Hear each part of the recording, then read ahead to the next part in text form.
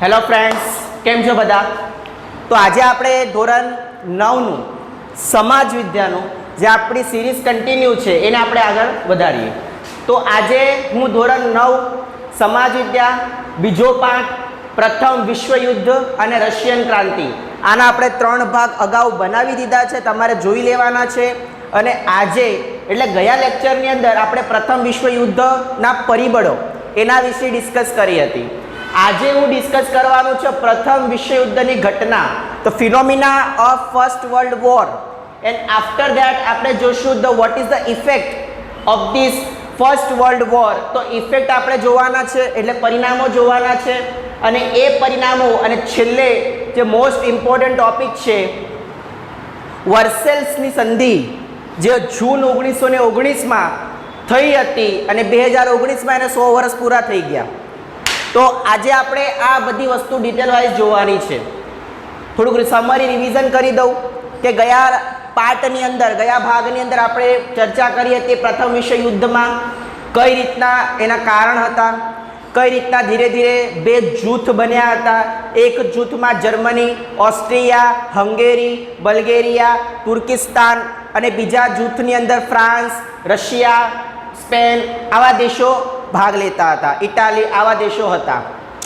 તો એના પછી પ્રથમ વિશ્વયુદ્ધના મેં તમને એમ પણ કીધું હતું કે પ્રથમ વિશ્વયુદ્ધનું કોઈ પણ એક કારણ નથી. There are many multiple reason behind the First world War. અને આની સાથે સાથે જ હું આજે ફર્સ્ટ વર્લ્ડ વોર એટલે કે પ્રથમ વિશ્વયુદ્ધ આપણે આખું સમજવાનું છે. અને એના પછી પ્રથમ વિશ્વયુદ્ધ ફિનિશ થઈ ગયા પછી ઇફેક્ટ શું આવી, પરિણામ શું આવ્યા, એ પરિણામોની આપણે ચર્ચા કરવાની છે આજે. તો મારી સાથે બની રહેજો, સમજણ ન પડે ધ્યાનથી સમજજો, હું તમને ધીરે ધીરે સમજાવીશ અને ધ્યાન આપજો. તો ચાલો હું સ્ટાર્ટ કરું છું. પ્રથમ વિશ્વયુદ્ધની ઘટના. હવે સૌથી પહેલાં એટલું યાદ રાખજો કે પ્રથમ વિશ્વયુદ્ધમાં કઈ કઈ કન્ટ્રીએ ભાગ લીધો હતો. તો સૌથી પહેલાં તો તમારે મગજમાં ફિટ રાખવાનું કે પ્રથમ વિશ્વયુદ્ધમાં યુરોપિયન્સ કન્ટ્રી, કઈ કન્ટ્રી? Europeans country. એમાં પણ હું તમને કહું, ધ્યાન આપજો, એક સાઈડ જર્મની અને બીજી સાઈડ ફ્રાન્સ. આ બે મહત્વના યાદ રાખજો. હવે આની સાથે બીજા પણ છે, હું તમને કહું છું. તો પહેલી સાઈડ તમે શું યાદ રાખ્યું? જર્મની. જર્મની સાથે ઓસ્ટ્રિયા, હંગેરી, તુર્કિસ્તાન, બલ્ગેરિયા આવા બીજા દેશો આની સાથે હતા. એક જગ્યા પર ફ્રાન્સ, એની સાથે રશિયા, એની સાથે ઇટલી આવા બીજા દેશો હતા. હવે આની અંદર મેન કામ છે ને જર્મનીનું છે. કેમ જર્મનીનું મેન કામ છે? કેમ કે જર્મનીને આ યુદ્ધમાં મોટા પાયા પર જાનહાનિ થવાની છે. એની સાથે સાથે જર્મની મોટા પાયા પર ઈજાગ્રસ્ત થવાનો છે. અને આગળ આપણે જોશું કે જર્મની અને બીજા મિત્ર રાષ્ટ્રો, હવે આમાં એક શબ્દ છે મિત્ર રાષ્ટ્ર.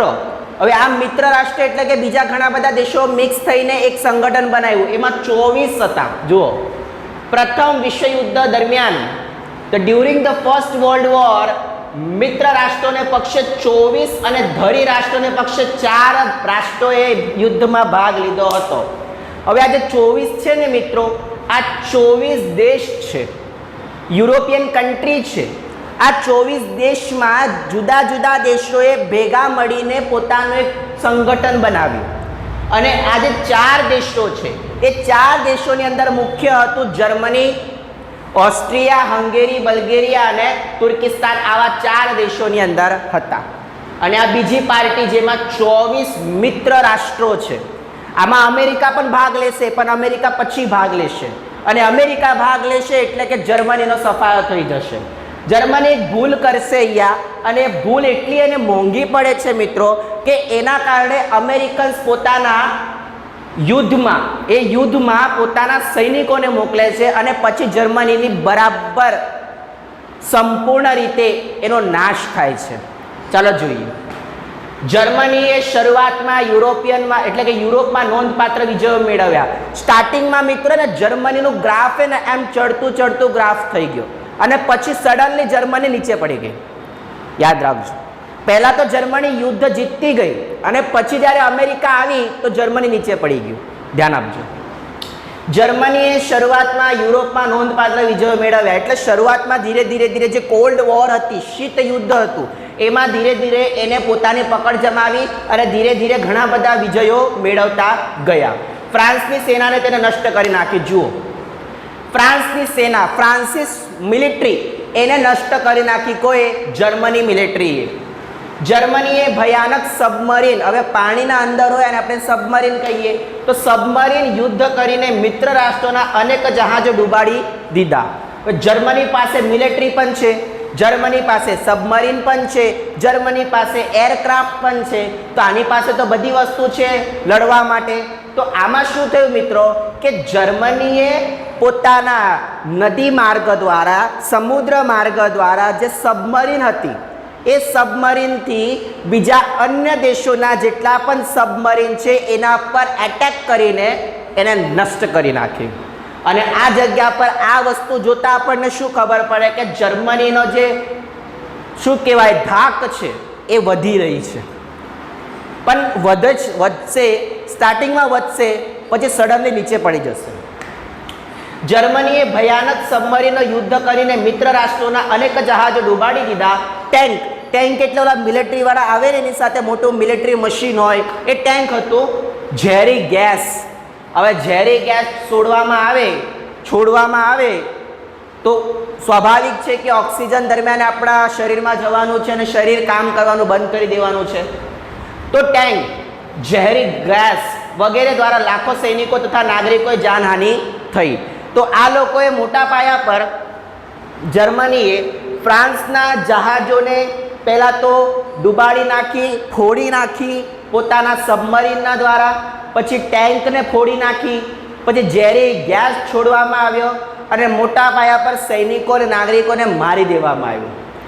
હવે આ બધી વસ્તુ જોઈને બધાને યુરોપિયન્સ કન્ટ્રીને ખબર પડી ગઈ કે હવે યુરોપમાં એકમાત્ર શક્તિ છે જર્મની.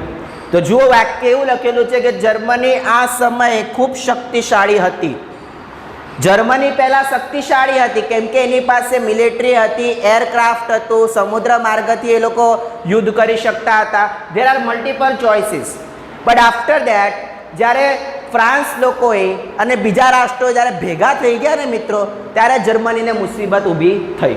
જોઈએ, તેને એક અમેરિકન, જો સૌથી મોટામાં મોટી ભૂલ અહીંયા કરી બેઠો, જ્યારે વ્યક્તિ ઉગતો સૂર્યને બધા સલામ કરે, જ્યારે કોઈ વ્યક્તિ સફળતા મેળવતો હોય તો એ હડબડાટમાં જો ન કરવાનું હોય એ કરી બેસે. અને આ જગ્યા પર જર્મનીએ તે જ કર્યું. જર્મનીને પોતાના યુરોપિયન કન્ટ્રીમાં જ રહેવાનું હતું, પરંતુ એને છંછેડી દીધી અમેરિકાને. તો હવે આ શું કરશે જર્મની? તેને એક અમેરિકન લ્યુસિટાનિયા, યાદ રાખજો, લ્યુસિટાનિયાને ડૂબાડી દીધી હતી. હવે લ્યુસિટાનિયા એક સબમરીન ટાઈપ હતું, એને ડૂબાડી દીધી હતી અને તેમાં 147 અમેરિકન સૈનિકો તેનો ભોગ બન્યા. હવે આ જે લ્યુસિટાનિયા હતી ને સબમરીન, એને ડૂબાડી દેવામાં આવી હતી અને આ સબમરીનની અંદર 147 અમેરિકન્સ હતા અને આ અમેરિકન્સ આની અંદર મરી ગયા. જુઓ, હવે આપણા દેશના સૈનિકોને કોઈ બીજા દેશના સૈનિકો મારે તો આપણે પ્રતિકાર તો કરવાના જ છે ને, સામેથી વાર તો કરવાના જ છે. હવે આ જગ્યા પર જર્મનીએ અમેરિકાના 147 જવાનો, 147 સૈનિકોને મારી નાખ્યા. તો અમેરિકા કે ચૂપ બેસવાની છે? બિલકુલ નહીં બેસે. એ તો એની સાથે યુદ્ધ કરશે, 100% યુદ્ધ કરશે. તો જોઈએ આગળ પરિણામે હવે ઇફેક્ટ શું પડ્યું? અમેરિકા મિત્ર રાષ્ટ્રોના પક્ષે યુદ્ધમાં જોડાયો. હવે એને ખબર પડી ગઈ કે ભાઈ જર્મનીએ તો 147 મારા અમેરિકન્સ જવાનોને મારી નાખ્યા છે, તો મારે તો પડતો બદલો લેવો જ પડશે. તો આએ શું કર્યું કે એને ખબર જ હતી કે એક સાઈડ પર જર્મનીનું જૂથ છે અને બીજી સાઈડ પર ફ્રાન્સનું જૂથ છે. તો આપણે ચાલો ને ફ્રાન્સના જૂથ સાથે ભેગા થઈ જઈએ અને આ જર્મનીને આપણે તબાહ કરી નાખીએ.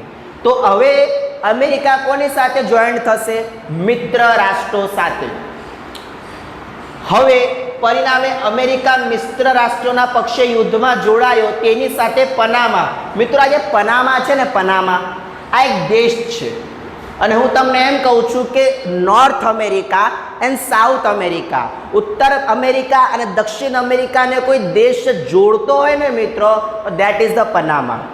પનામા દેશ ઉત્તર અમેરિકા અને દક્ષિણ આફ્રિકાને જોડે છે. એ દેશ ત્યાંથી ખસાડી દેવામાં આવે ને તો બંને છૂટા પડી જશે. એટલે એ દેશને, એટલે કે ઉત્તર અમેરિકા ખંડને અને દક્ષિણ અમેરિકા ખંડને જોડવામાં જે દેશ મદદ કરે, જે વચ્ચે જે દેશ આવેલો છે એ પનામા છે. ગ્રીસ. ગ્રીસ મિત્રો યુરોપમાં છે. ગ્રીસ યુરોપમાં છે. ક્યુબા મિત્રો, ક્યુબા છે ને એ મેક્સિકોના સામે, જે મેક્સિકોનું ગલ્ફ છે, યુએસએનો એક પાર્ટ છે, યાદ રાખજો. ચીન અને સિયામ જેવા રાષ્ટ્રો મિત્ર રાષ્ટ્રોના પક્ષે જોડાયા. શું થઈ ગયું અહીંયા? અહીંયા એવું થઈ ગયું મિત્રો કે જર્મનીએ એક મિસ્ટેક કરી. કઈ મિસ્ટેક કરી? તો એને લ્યુસિટાનિયા નામનું જે જહાજ હતું એને તોડી નાખી, ડૂબાડી નાખી, અને એ જગ્યા પર 147 અમેરિકન મરી ગયા. એટલે અમેરિકાને એમ થયું કે આ મારા સૈનિકો મારી નાખ્યા, તો હવે હું આનો બદલો લઈશ.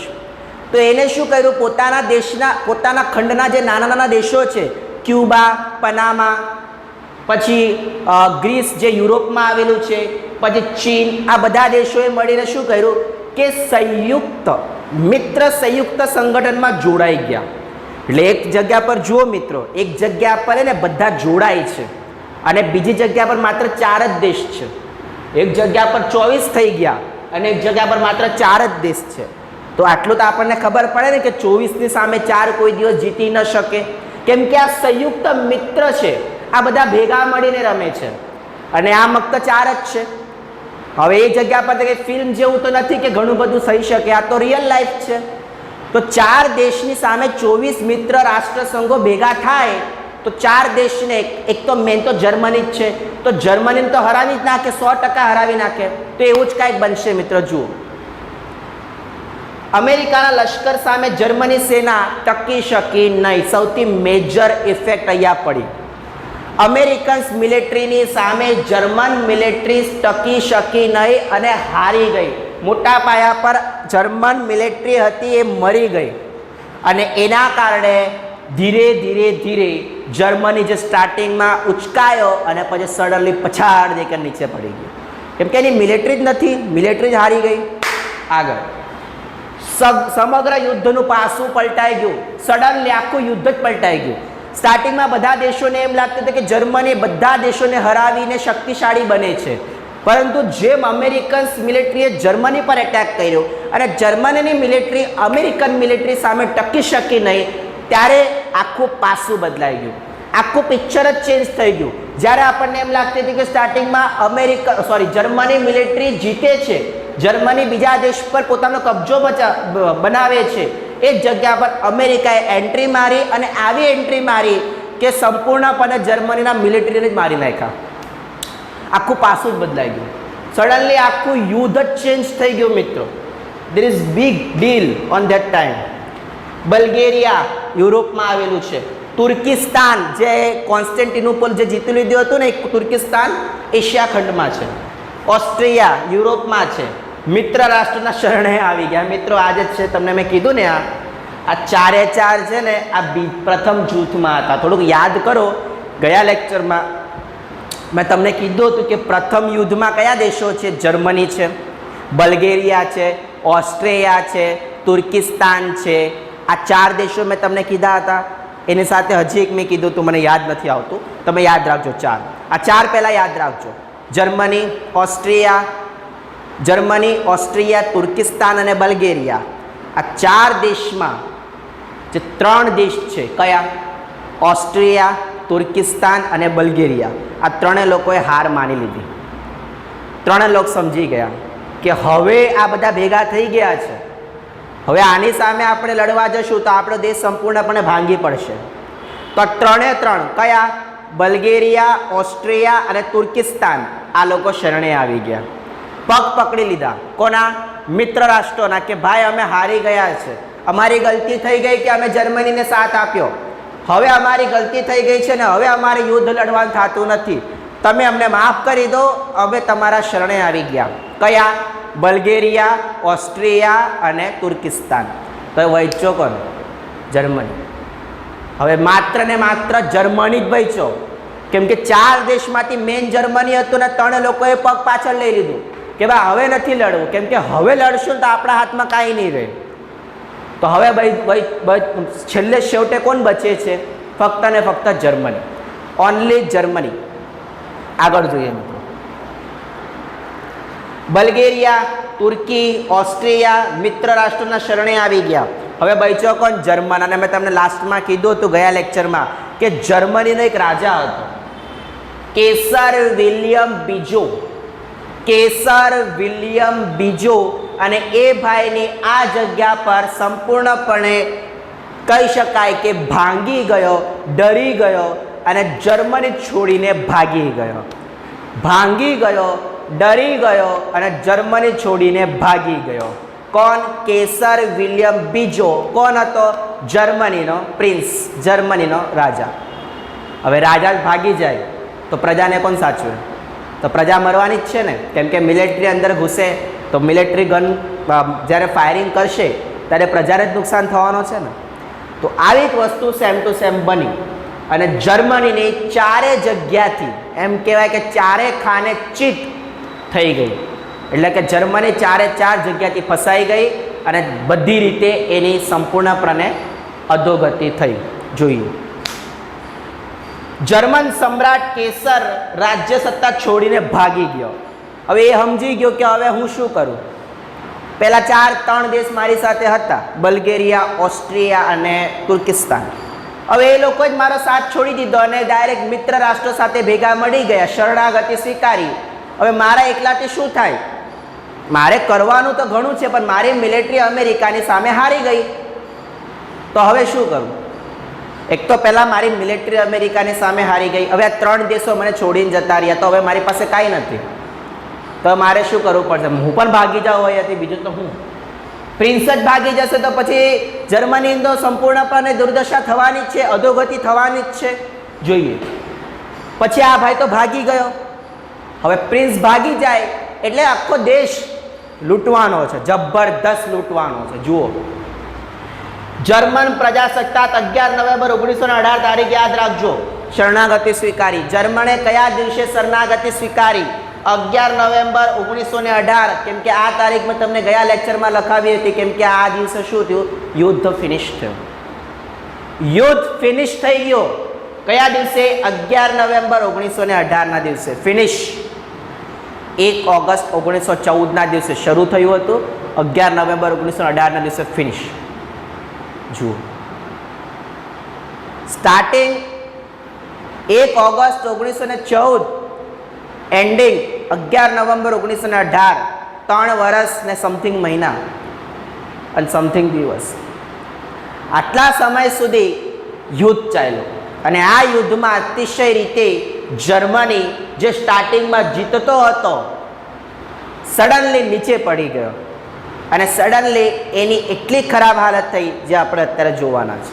સૌથી પહેલા પ્રથમ વિશ્વયુદ્ધના પરિણામ, the effect of first world war, what happening on that time, how can that, કે કઈ રીતના પ્રથમ વિશ્વયુદ્ધમાં જર્મને કઈ રીતના બધી રીતે, એક રીતે નહીં, આર્થિક, સામાજિક, રાજનૈતિક બધી રીતે કથળી ગયો, ભાંગી ગયો એમ કહી શકીએ. જાનમાલની હાનિ. હવે જાનમાલની હાનિ એટલે કેટલા લોકો મર્યા, કેટલા લોકો અપંગ બની ગયા, કેટલા લોકો ઘવાયા, કેટલા લોકો શારીરિકપણે સંપૂર્ણપણે દિવ્યાંગ બની ગયા, એવી બધી ચર્ચા છે. જોઈએ, ચાલો. લગભગ 6.5 કરોડ લોકોએ યુદ્ધમાં ભાગ લીધો. આ ગુજરાતની જનસંખ્યા એટલી ગણી શકીએ, 6 કરોડ જનતા છે ગુજરાતની, તો આખા ગુજરાતે ભાગ લીધો એમ કહી શકીએ આપણે. 6.5 કરોડ લોકોએ યુદ્ધમાં ભાગ લીધો. અંદાજે એપ્રોક્સિમેટલી છે, ફિક્સ ડેટા નથી, 1 કરોડ લોકો મરી ગયા. અંદાજે 1 કરોડ લોકો મરી ગયા સ્વર્ગતિ. 2 કરોડ ઘવાયા, એટલે કોકનું પગ ભાંગી ગયો, કોકના હાથ ભાંગી ગયા, શરીરમાં ગમે તે જગ્યા પર ઈજા થઈ ગઈ. 2 કરોડ ઘવાયા અને 70 લાખ લોકો જિંદગીભર અપંગ બની ગયા, દિવ્યાંગ અપંગ બની ગયા. મિત્રો, જાનમાલની હાનિ તો થઈ જ, મોટા પાયા પર થઈ. 6.5 કરોડ લોકોએ આ યુદ્ધમાં ભાગ લીધો. એમાંથી 1 કરોડ લોકો તો મરી ગયા. વિચાર કરો, હવે કોઈ સ્ત્રી છે, સમજો કોઈ સ્ત્રી છે, હવે એનો વર છે, એ યુદ્ધમાં જાય અને ત્યાં મરી જાય, તો આ સ્ત્રીનું શું થશે?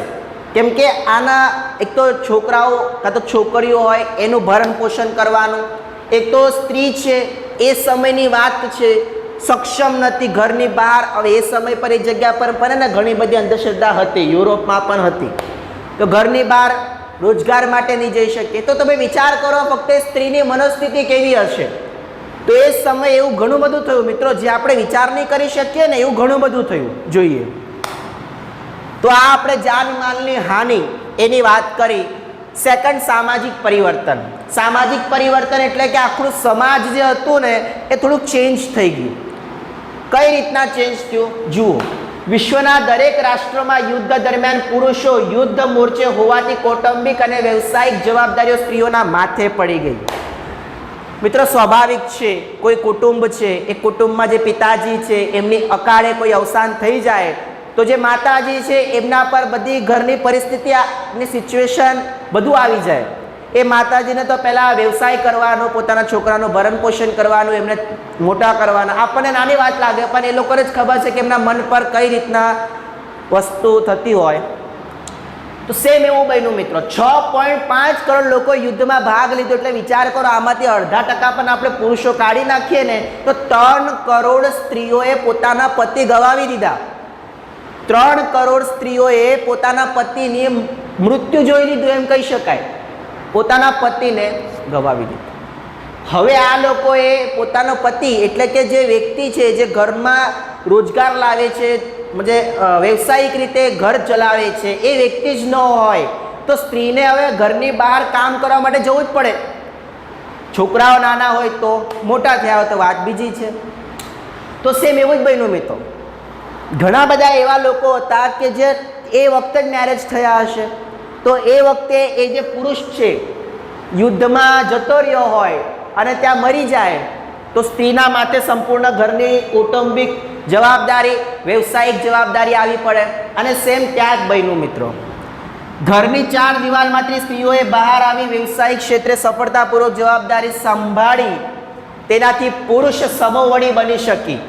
હવે સ્ત્રી આજના સમયની હું વાત કરું, તમારા ભારતની વાત કરું તો એ ભારતની અંદર સ્ત્રી અને પુરુષ સમાન છે, દે આર ઇક્વલ. બટ હું 18મી સદીમાં જતો રહું, 16મી સદીમાં જતો રહું, 15મી સદીમાં જતો રહું તો ત્યારે આપણને ખબર પડશે કે સ્ત્રી માત્ર ઘરમાં રસોઈમાં બેસીને એનું કામ કરવાનું એવું એ લોકો સમજતા હતા. પણ આજે આપણે નથી એવું સમજતા, કેમ કે આજે આપણે ડેવલપ કન્ટ્રીમાં છે. આજે આપણને ખબર છે કે સ્ત્રી પુરુષ કરતાં પણ વધારે સક્ષમ છે. એટલે તો આપણા ફાઇનાન્સ મિનિસ્ટર નિર્મલા સીતારામન છે, એક સ્ત્રી છે. એટલે આપણે કહી શકીએ કે એ વખતે યુરોપની અંદર જે સ્ત્રીનો પતિ ગમે તે રીતે યુદ્ધમાં મરી જાય તો એ સ્ત્રીને ઘરની બહાર વ્યવસાય કરવા માટે, પૈસા કમાવા માટે જવું પડે તો એ સક્ષમ બની જતી, એમ કહેવાય માનસિક રીતે સક્ષમ બની જતી. અને ધીરે ધીરે કરીને સ્ત્રી અને પુરુષનું જે વર્ચસ્વ હતું એ સમાન આવતું ગયું. જે પુરુષ પહેલાં આગળ હતા, સ્ત્રી પાછળ હતી, પણ હવે ધીરે ધીરે ઇક્વલ થઈ ગયું. સમાનતા આવી ગઈ સ્ત્રી અને પુરુષની વચ્ચે. અને ધીરે ધીરે કરીને સ્ત્રીઓએ એમ કીધું કે અમને પણ તમે પોતાનો મતાધિકાર આપો, અમને પણ મત આપવાનો અધિકાર આપો. નકરા પુરુષો મત આપ્યા રાખે, અમીર લોકો મત આપ્યા રાખે, અમને પણ અધિકાર આપો, અમને પણ મત આપવાનો અધિકાર આપો. સફળતાપૂર્વક જવાબદારી સાંભળી તેનાથી પુરુષો સમોવડી અને એમનામાં જે આત્મવિશ્વાસ છે એનો મોટા પાયા પર પ્રવાહ ઉત્પન્ન થયો. તેમનામાં સમાનતાની લાગણી જાગી. તેમણે સ્ત્રી મતાધિકારની માંગ કરી અને ધીરે ધીરે સ્ત્રી પુરુષના સમોવડી બની. સારી વાત છે, સ્ત્રી પુરુષના સમોવડી બને, સારામાં સારી વાત છે. કેમ કે આજની નારી સપ્પે ભારી એમ કહી શકીએ. તો સમય એવું જ હતો એ વખતે કે નારીને એટલે કે સ્ત્રીને ઘરની બહાર જઈને કામ કરવું પડતું. અને વસ્તુ એમ બની મિત્રો કે કોઈ દેશમાં યુદ્ધ થાય તો હું તમને કહી દઉં કે દેશ 10 થી 20 વર્ષ પાછળ જતું રહે. હાલમાં આપણું પણ સપોઝ ચાઇના સાથે યુદ્ધ થાય તો આપણે પણ 10-20 વર્ષ પાછળ જતા રહીએ. રિયાલિટી છે. તો આ જગ્યા પર જુઓ, અછત, પૈસાની અછત, ખાવાની અછત, રહેવાની અછત, બધી રીતે બેકારી. એક તો અત્યારે યુદ્ધ થયું છે જર્મનીમાં, કોઈ ધંધો નથી, કોઈ રોજગાર નથી, કોઈ ફેક્ટરીમાં પ્રોડ્યુસ માલ થતો નથી, ખેતી છે ફક્ત. અને ખેતીમાં પણ જો બમ પડી ગયું હોય તો માટી અસંપૂર્ણ ખરાબ, તો ખેતી ક્યાંથી થવાની? ભૂખમારી સમય. આ સમય શું થાય? ભૂખમારી થાય. જો આપણો કોરોનાનો સમય હતો, એ સમયની અંદર મોટા લોકોને, અમુક લોકોને, જે લોકોને રાશન નહોતું મળ્યું, એ લોકોએ માંડ પોતાના 2 મહિના ચલાવ્યા છે. આપણને ખબર પડે છે, આપણા નજીક પાસ પણ એવા લોકો હશે. તો ભૂખમારી, જ્યારે કોઈ રોગ આવે ને, રોગચાળો ફેલાય તો ભૂખમારી થાય, યુદ્ધ થાય તો ભૂખમારી થાય. અને એ સમયે પણ એવું જ થયું, ભૂખમારી પણ થઈ. હડતાલો, મોટા પાયા પર એ સમયે હડતાલો થઈ. હડતાલો શા માટે થઈ મિત્રો? તો કોઈ પણ કારણ હોઈ શકે હડતાલ કરવા માટે. કામ ધંધો ન મળતો હોય તો હડતાલ, ખાવાનું નહીં મળતો હોય હડતાલ, સરકાર સામે હડતાલ, સ્ટ્રાઇક, નકરી સ્ટ્રાઇક કરવાની. તાળાબંધી એટલે કોઈ પણ મોટા ફેક્ટરીઓને બંધ કરી દેવાના, સીલ મારી દેવાનું. એટલે એમ કહી શકાય કે જર્મનીને અતિશય રીતે લૂંટી નાખવામાં આવી. જર્મની તો સંપૂર્ણપણે એની પથારી ફેરવી દેવામાં આવી એમ કહી શકાય આપણે. જર્મની આ જગ્યા પર મોટા પાયા પર, હું તમને કહી દઉં મિત્રો કે આજે તમે જર્મનીમાં જાઓ, ડેવલપ કન્ટ્રી છે, માનીએ. જાપાનમાં જાઓ, ડેવલપ કન્ટ્રી છે. પણ ક્યારે ને ક્યારે આ લોકો તો ઘણી બધી રીતે એવા સમયનો તો સામનો કર્યો છે કે જે એમને ન કરવાનો હતો. આપણા ભારત સાથે પણ એમ જ થયું છે. આગળ દૂરગામી પરિણામ. આની પહેલાં હું થોડી વર્સેલ્સની સંધિ લઈશ અને પછી હું તમને દૂરગામી પરિણામ સમજાવીશ. મિત્રો આ બહુ કામનું છે, બહુ એટલે બહુ કામનું છે. તમે ગોખી મારો, વાંચી નાખો, પણ યાદ રાખો. તો આગળ વધીએ. વર્સેલ્સ, પેરિસ યાદ છે? ફ્રાન્સનું કેપિટલ છે પેરિસ. એ જગ્યા પર વર્સેલ્સ શીશ મહેલ આવેલું છે. મહેલ છે, મોટું મહેલ છે. વર્સેલ્સ શીશ મહેલ છે અને એ જગ્યા પર બધા બેઠા હતા, રાઉન્ડ કરીને, ટેબલ નાખીને. જર્મનીના રાજા પણ બેઠા હતા, ફ્રાન્સના રાજા બેઠા હતા, બધા રાજા બેઠા હતા. જર્મની રાજાને કીધું કે ચલ સાઇન કર. બધા રાજાને કીધું ચલ ભાઈ સાઇન કરો. શેના પર? સંધિ પર. કઈ સંધિ હતી? કે હવે તમે તમારું નાટક નહીં કરશો. જર્મનીને સમજાવી દીધું કે ભાઈ હવે તો યુદ્ધ નહીં કરશે. અને બધી રીતે જર્મનીને કઈ રીતના આ યુદ્ધ દંડ ફટકારવાનો, એ બધી વસ્તુ આમાં આવશે. રેડી? ચાલ જોઈએ. પ્રથમ વિશ્વયુદ્ધના અંતિમ ચરણમાં, જ્યારે પ્રથમ વિશ્વયુદ્ધ ખતમ થવાનો હતો, તે અંતિમ ચરણમાં જર્મની દ્વારા મિત્ર રાષ્ટ્રોની બિનશરતી શરણાગતિ સ્વીકારી યુદ્ધનો અંત આવ્યો. હવે મિત્રો મેં તમને કીધું છે, પહેલેથી કહેતો આવ્યો છું, યુદ્ધ થાય તો 2 વસ્તુ થાય. કાં તો રાજાને મારી નાખવામાં આવે, કાં તો સંધિ થાય. હવે આ સમય કયો સમય હતો? 1918નો સમય હતો. એટલે આ સમય મારી નાખવાની વાત તો નહીં આવે, કેમ કે મારવાનો જમાનો તો મહારાજા 14મી સદીમાં હતો. એટલે આ સમય તો નહીં આવે, એટલે મારી તો નાખવામાં નહીં આવે. તો આ ભાઈને શું કરવાનું? આ ભાઈને સંધિ કરાવવાની. ટ્રીટી, ઇંગ્લિશમાં ટ્રીટી કહેવાય એને. હવે સંધિ કરવાની, તો સંધિમાં કંઈક આપવું તો પડશે ને એને. આટલું મોટા પ્રમાણમાં એ જર્મનીએ સ્ટાર્ટિંગમાં બધા દેશોને હેરાન કર્યા. હવે હેરાન થયો છે તો એને કંઈક પૈસા તો ચૂકવવા પડશે કે નહીં? ઓફકોર્સ ચૂકવવા પડશે. પેરિસનું યાદ રાખજો, કેમ કે ત્યાં શાંતિ પ્રક્રિયા હાથ ધરવામાં આવી. શાંતિ પ્રક્રિયા એટલે શું? કે મારા ભાઈ આ પ્રથમ વિશ્વયુદ્ધ થઈ ગયું, કરોડો લોકો મરી ગયા, કરોડો લાખો પૈસા આના અંદર ખરાબ થઈ ગયા, રોગચાળા, મહામારી, આ તે બધું. તો હવે નેક્સ્ટ ટાઈમ ન થવું જોઈએ. આ તો થઈ ગયું, પણ હવે નેક્સ્ટ ટાઈમ ન થવું જોઈએ. એના માટે શાંતિ કરાર કરો, શાંતિ પ્રક્રિયા કરો, બધા હસ્તાક્ષર કરો કે નહીં ભાઈ હવે આગળથી આવું નહીં થાય. પણ મિત્રો એકચ્યુઅલમાં કહું, 1940માં ફરી પાછું થશે. 1939માં અને 1945માં બીજું વિશ્વયુદ્ધ થઈ જશે. કેમ થયું એ પણ આપણે જોશું. થોડું ધ્યાન આપજો. મિત્ર રાષ્ટ્રોએ પેરિસ ખાતે શાંતિ પ્રક્રિયા હાથ ધરી. તેમાં 58 જેટલા કમિશનરો, કમિશન 58 જેટલા કમિશન રચાયા હતા અને 145 બેઠક મળી હતી. 145 વખત બેઠક મળી હતી અને બેઠકમાં નક્કી કરવામાં આવ્યું કે આવું આવું થશે, આ દેશમાં રોગચાળા છે, આપણે આ રીતના ફિનિશ કરશું, આ રાજાને એટલા પૈસા આપણને આપી દેવા પડશે. ઘણી બધી રીતે સંધિ કરવામાં આવી અને એ સંધિ મુજબ જર્મનીને, જે જર્મની મોટા પાયા પર વિકસિત હતું એ સમયની અંદર જર્મનીને મોટા પાયા પર નુકસાન થયું. તો હવે આપણે આગળ વધીએ. પેરિસ શાંતિ સંમેલન. પેરિસ ક્યાં આવ્યું? ફ્રાન્સમાં. એફિલ ટાવર તમને ખબર હશે પેરિસમાં આવેલું છે.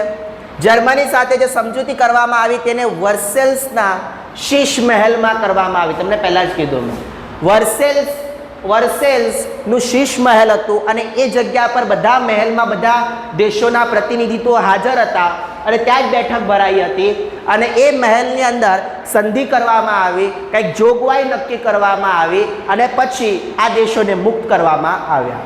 તો એટલા માટે એને કઈ સંધિ કહેવાય મિત્રો? વર્સેલ્સની સંધિ. કઈ સંધિ કહેવાય? વર્સેલ્સની સંધિ. વર્ષ યાદ રાખજો, 1919. 100 વર્ષ થઈ ગયા 2019માં. એટલે જર્મનીના યુદ્ધને આપણે કહી શકીએ કે 100 વર્ષ થઈ ગયા, લો શતાબ્દી પણ થઈ ગઈ. આગળ વધીએ. જૂન, અત્યારે પણ જૂન જ ચાલે છે. હવે કંઈક જોગવાઈ છે, હું તમને સમજાવું છું. પ્રાદેશિક વ્યવસ્થા. મિત્રો હવે પ્રાદેશિક વ્યવસ્થા એટલે કે regional development. What is the regional development? એટલે કે હવે તમારા પ્રદેશમાં, જર્મનીમાં મોટા પાયા પર લોકો ભૂગચાળા, બેકારી, અછત, ભૂખમારો આનાથી પીડાય છે. તો હવે તમારે દરેક પ્રદેશને વ્યવસ્થિત કરવું પડશે, કેમ કે એ લોકો પોતાના દેશની સંપત્તિ છે. એ લોકોને આપણે ખાવાનું પીવાનું નહીં આપશું તો કઈ રીતના ચાલશે? અને હજી આપણે જર્મનીને ઊભું પણ કરવાનું છે કે નહીં, કે એમને એમ રવા દેવાનું છે? નહીં. જર્મની કહેશે કે નહીં હવે મારે પણ ડેવલપ થવાનું કે નહીં, મારે તો સંપૂર્ણપણે મારા દેશનું નુકસાન થઈ ગયું, હવે મારે આગળ તો વધવાનું કે નહીં? તો વધવાનું જ હોય ને. તો પ્રાદેશિક વ્યવસ્થા કરો. હવે તમે શું કરો? પ્રાદેશિક વ્યવસ્થા કરો.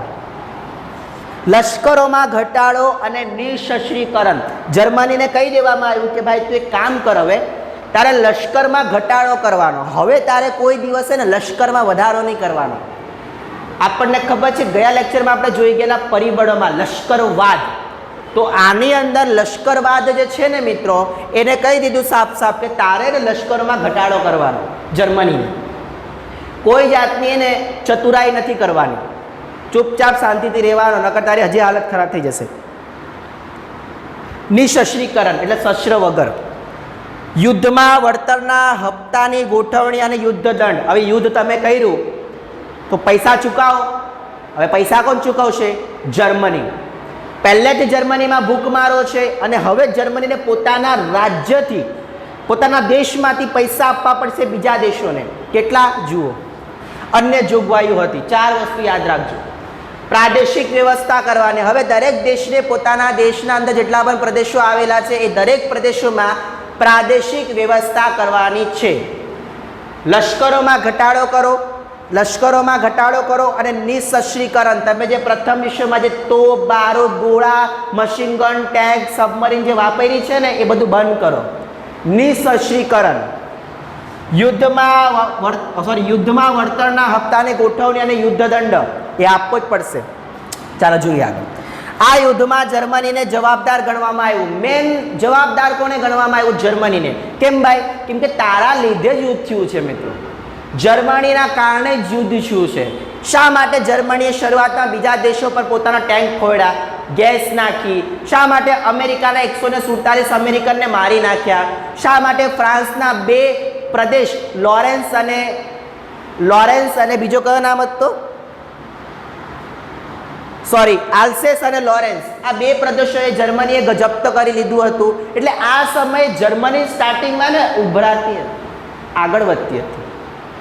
પણ આટલું બધું થઈ ગયું ને મિત્રો, તો જર્મનીના મનમાં પાવર આવી ગયો કે હું જ કાંઈ છું, આઈ એમ સમથિંગ, અને યુરોપમાં હવે મારું જ રાજ ચાલશે. તો એના માટે એને બતાવવામાં આવ્યું કે નહીં ભાઈ, બીજા દેશો પણ છે. તો સ્ટાર્ટિંગમાં જર્મનીએ ઘણું બધું કર્યું, તો હવે એને એનો દંડ ફટકારવો પડશે. તો દંડ કેટલો ફટકાર્યો? 6.5 અબજ કરોડ, સોરી પાઉન્ડમાં છે એટલે વધારે થઈ જાય, પાઉન્ડમાં તો વધારે થઈ જાય, 6.5 અબજ પાઉન્ડ, એટલે કે આને 1 પાઉન્ડ એટલે કે 100 રૂપિયા, એટલે તમે આને કન્વર્ટ કરો એટલે બહુ મોટી રકમ મળશે તમને. આપણે કન્વર્ટ નથી કરવાનું, આપણે ખાલી એટલું જ યાદ રાખવાનું કે 6.5 અબજ ડોલર આપવામાં આવ્યા. કોણે આપ્યા? જર્મની આપ્યા. કોણે આપ્યા? આ સંધિ મુજબ આપ્યા, સંધિ મુજબ. તેના રૂહર, હવે આ ભાઈ છે ને જર્મની પાસે 2-3 પ્રદેશો બીજાના જપ્ત કરેલા હતા જ, ફ્રાન્સના જ 2 પ્રદેશ જપ્ત કરેલા હતા, આલ્સેસ અને લોરેન્સ. હવે ફ્રાન્સ તો કહેશે જ ને કે ભાઈ ચાલ મારા પ્રદેશો લાવ, જર્મની મારા પ્રદેશ પાછા આપી દે, તો એ તો પાછો માંગવાનો જ છે. જુઓ હજી એક એનો પ્રાંત છે રૂહર, આ રૂહર પ્રાંત પણ લઈ લેવામાં આવ્યું. કઈ રીતના? જુઓ, તેનો રૂહર પ્રાંત ફ્રાન્સને આપવામાં આવ્યો, તેમજ ખનિજ સમુદ્ર પ્રદેશ 15 વર્ષ માટે ફ્રાન્સને આપવામાં આવ્યો. હવે આની અંદર મોટા પાયા પર ને ફ્રાન્સ ફાવી જશે, ફ્રાન્સ આ જગ્યા પર ફાવી જશે. શા માટે?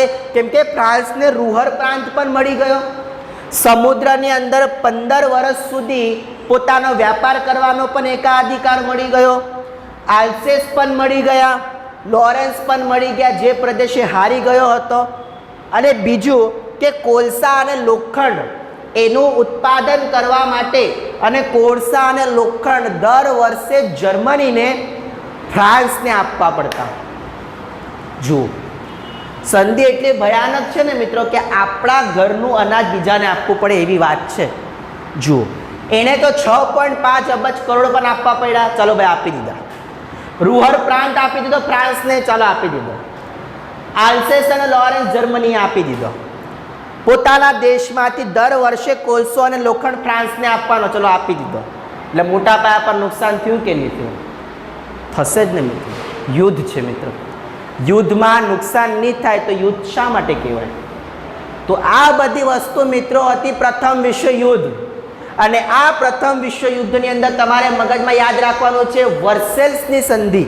શું યાદ રાખવાનું છે? વર્સેલ્સની સંધિ મુજબ શું જોગવાઈ હતી, જર્મનીને કયા પ્રાંત ફ્રાન્સને આપવા પડ્યા, કેટલા પૈસા આપવા પડ્યા, સમુદ્રમાં 15 વર્ષનો એકાધિકાર ફ્રાન્સને આપવો પડ્યો, એ જ પ્રકારે લોખંડ અને કોલસાને દર વર્ષે ફ્રાન્સને આયાત કરવાનો, એ બધી વસ્તુ આ સંધિ મુજબ કરવામાં આવી. અને વર્સેલ્સની સંધિ એક શીશ મહેલમાં થયો હતો, અને એ શીશ મહેલને વર્સેલ્સનું શીશ મહેલ કહેવામાં આવતું હતું. એના માટે આને આપણે વર્સેલ્સની સંધિ કહેશું મિત્રો. તો આ બધી વસ્તુ હતી મિત્રો પ્રથમ વિશ્વ યુદ્ધ. હવે મિત્રો બીજી વાત કઈ કે હવે આ વર્સેલ્સની સંધિ તો થઈ ગઈ, વર્સેલ્સની સંધિ તો થઈ ગઈ, પણ હવે આ યુદ્ધ થયું છે 1918માં પતી ગયું, પણ હવે શું ગેરંટી કે આના પછી બીજું વિશ્વયુદ્ધ ન થાય? ગેરંટી તો જોઈએ ને ભાઈ, આપણે કોઈ વસ્તુ લઈએ તો એની ગેરંટી કાં તો વોરંટી રાખીને જ લઈએ. તો હવે શું ગેરંટી કે હવે બીજું વિશ્વયુદ્ધ નહીં થાય? કોઈ ગેરંટી નહીં. થઈ પણ શકે, ન પણ થાય.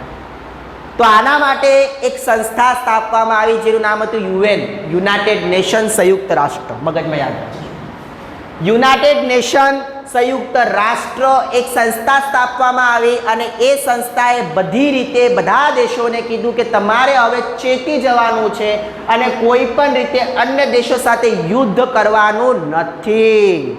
અને એનો મતલબ છે કે હવે જર્મની ક્યારે પણ બીજો વિશ્વયુદ્ધ કરી શકે નહીં અને બીજું કોઈ પણ યુદ્ધ થશે નહીં. પણ મિત્રો એક ખામી હતી આની અંદર. UN સોરી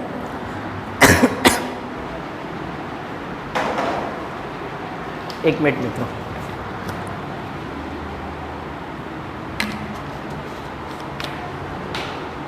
હવે ખામી શું હતી?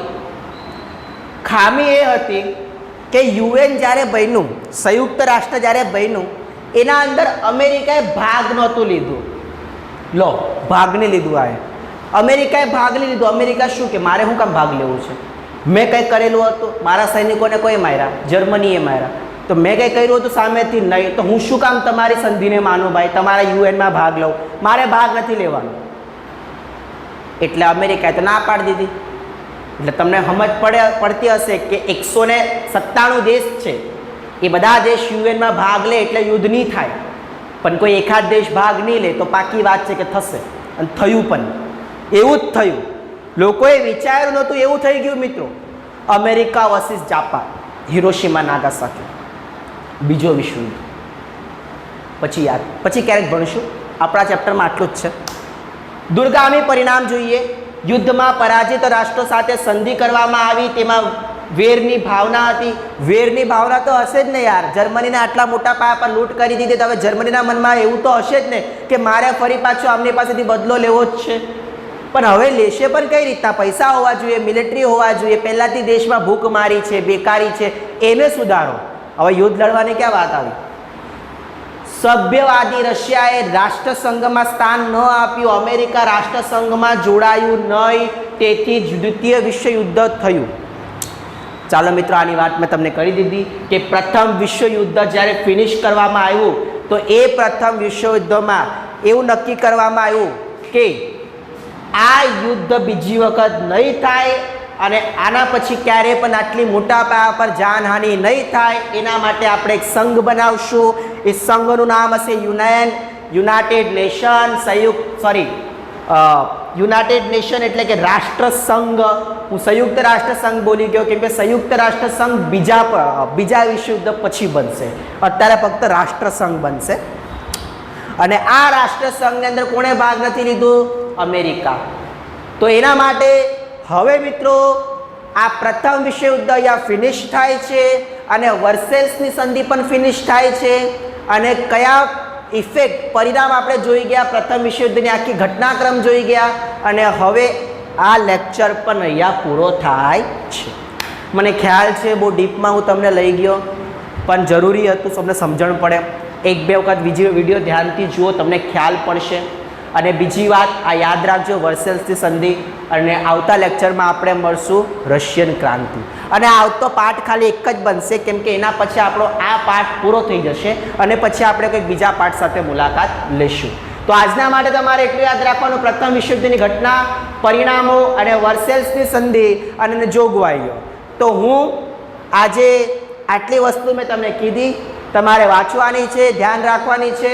અને આજનો કાર્યક્રમ આપણે આટલા સુધી રાખીએ મિત્રો.